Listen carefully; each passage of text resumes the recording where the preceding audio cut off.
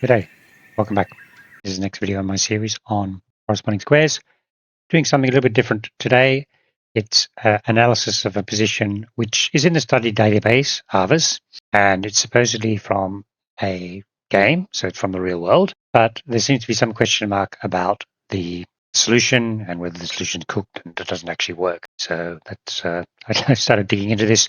There are a few blogs on chess.com and so on already about it, so it's something which is kind of known, but I found it very interesting. It wasn't a position I was familiar with, and I just thought it'd be good to have a look at it. You can see the position there from 1901. Supposedly it's Neustadtl as white and Porges as black. Neustadtl we've seen before. We've done one of his positions, and this is obviously a much more sort of complicated block type of position, which I really like looking at. So we're going to have a shot at trying to work out that position. According to the official line from Reuben Fine or Averbach or even Muller in the earliest version of his books, that this position is a win for white.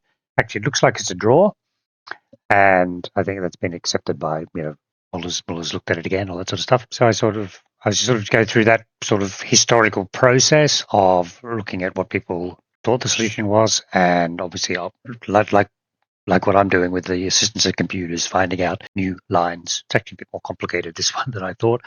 And then the second thing I wanted to have a bit of a look at is, you can see there I'm indicating that if you move the pawn from P2 to C2, you actually stop the main defensive resource, which is black attacking the queenside pawns. And then I think it actually does revert to the original solution, which of course I'm sure that's been done before, but I just sort of found that quite interesting. Okay, so let's now go to the capture screen and have a look through those things. Okay, so here's, for instance, the sort of stuff you can find on the web. Here's a page on chess.com forum, Neustadtl-Porges. Somebody's sort of obviously been running it on the engine and found that it's actually not a win for white. This is the position, it's not a win for white. And I think the person here mentions those people I've just talked about, the fact that it's in Fine and Averbach and Muller. And somebody's done a screen grab of the solution from one of Carsten Muller's books, one I don't have. And we look at this, and there's this key moment here. I think it's this G takes H5 is not necessary. Yeah, you end up with these positions with the white queen and the black king here with a bishop pawn and the king outside the zone. So not exactly what comes along. We'll look at this later. So that's the sort of thing which got me interested in it. Arvis page, of course, brilliant page, and it actually, just to go down, this is the one I did before on Neustadtl. Quite an interesting but simple position, but I don't know why I didn't look at, maybe this one was beyond me. So you can see here is the position we're looking at, and the starting position is actually there. And you can see the potential for corresponding squares in this sort of restricted entry point in the middle. And if that blog is correct, then this solution is actually kind of a bit incorrect. You get to the position here, move forwards there, and you can see that the solution from, I think the original solutions from Reuben Fine, quoting J. Fuscher. If the continuation is given, that now white wins, and we'll go through that. But a better line is king takes C3. Counterattack. Finally, before you do the analysis, this is the only page you can find on a Porges, another guy, Jewish Czech chess player. And you can see he's played in a few tournaments towards the very end of the 19th century. Tarash, Lasker, Janovsky, a few famous players there. Wasn't of their standard, but he's sort of part of that landscape. Okay, so I've just got some thoughts on what we're going to go through today, just so you sort of follow along. We're going to look through the original position, that queen H5 we talked about, and then on the other line, so the alternative solution, white doesn't seem to be able to stop C pawn. Let's do that. I've got three variants of this. We'll look at the first one and the third one. We'll go back to the start. So this is the position. Now, our corresponding squares will show up straight away. Okay, cool. Right. So you have done the corresponding squares. By and large, you could say that D4 is the key square.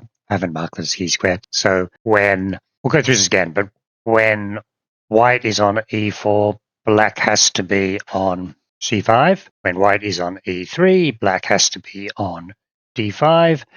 And then when white is on F3, where you can go to squares marked 1 or 2, we have to be in a similar square. The only square for that is C6. That's corresponding squares there. And then the problem is then you see that you then have squares marked 4, where white has access to the squares marked 2 and the squares marked 3. And didn't mark it up, but basically there's only one square which suits that the purpose here, that would be this the square marked c5. And you can see obviously what's going to happen is that's the triangulation. So the white will be able to access and effectively give black the move. And give black the move, black has to back off, and then the idea is that forces the h-pawn to move. The h-pawn has to move, then white can come back and pick it up, the idea.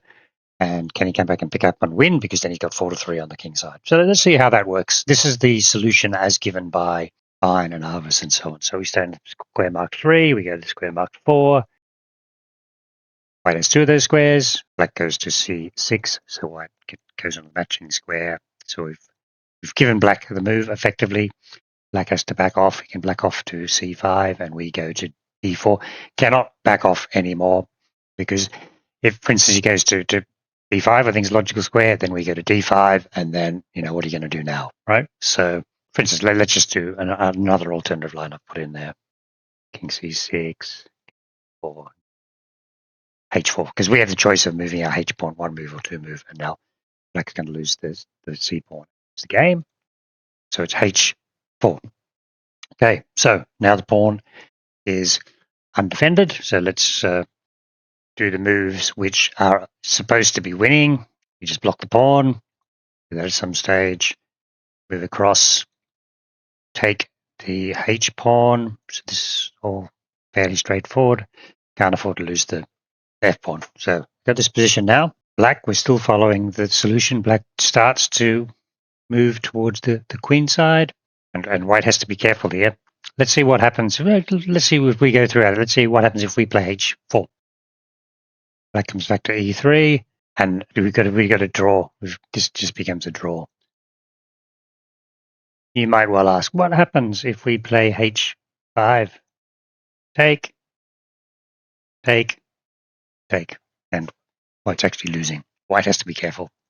So you end up with this other position where you don't play h5, and you just end up with a standoff. So that's one of the variants to look at. So cannot push the h-pawn yet. We need to wait. So king f3 is what we're talking about.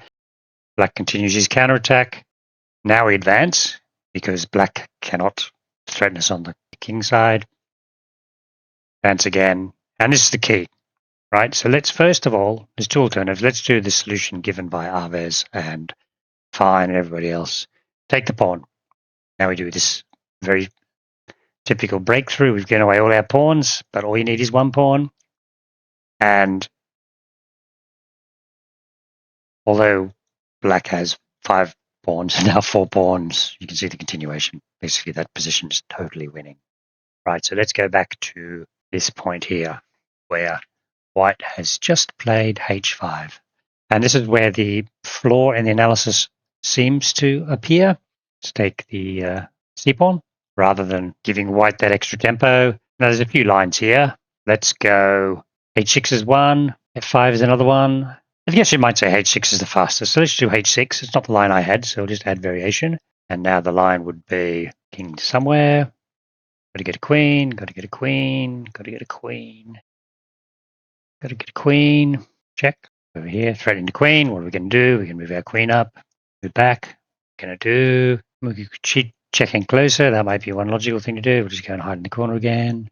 Get closer. But as I think we realize that this is not really helping. The king's too far away, force mate and so on. We get a queen to c3. Okay, we can check, or we can pin the pawn. But anyway, this position's a draw. The other line given after king takes c3 is advance f-pawn. We get a similar line. Advance f-pawn, f5. We take, push. Basically, it's exactly the same. That's it's very interesting. This was the key moment in this position where white had pushed his h-pawn, and black should just forget about the king side, grab that c-pawn, and try and promote his own pawn, and it ends up being a draw. Right. Okay. So that kind of does suggest that this solution has been sort of overlooked. I mean, we're 100 years later, and we're using lots of engines, so I think we're not blaming anybody. And it's really just interesting to see, how many other sort of drawing resources and winning resources both sides have in this position. It's a really interesting position. Okay. So now, what I want to do now was actually, let's just have a look at this. Well, let's move the pawn to c2, because when you look at this original position, let's go down here, save what we just did, and I've got the same layout of the corresponding squares, is that when the pawn was here, black could conduct a counterattack. But by moving the pawn to there, it's actually covering the black's access, and it takes a lot more tempos for black to get around and promote his pawn. So therefore, that resource no longer exists. Let's have a look at what lines we can see in this variation. We do the same maneuvering to give black the move. Black has to back off. Can't back off any further. We've seen that before. So has to push his h-pawn. H-pawn is now exposed. So let's go over there. But we can't go straight away. We need black to be pushed further back. So that's why we do that by pushing h3. Go over there. Black's that one tempo behind. And this move no longer exists. So black really can't do anything. And then the line is just push the pawn. Don't push it straight away. Just look at that maneuvering, right? You wouldn't do it now because the move f5 wouldn't be effective because black would just take that pawn. So black's got to back off to b3. d5 wouldn't help much because we would then move our king across to f3. Now we do the break. Now we do the break. Now we do the break.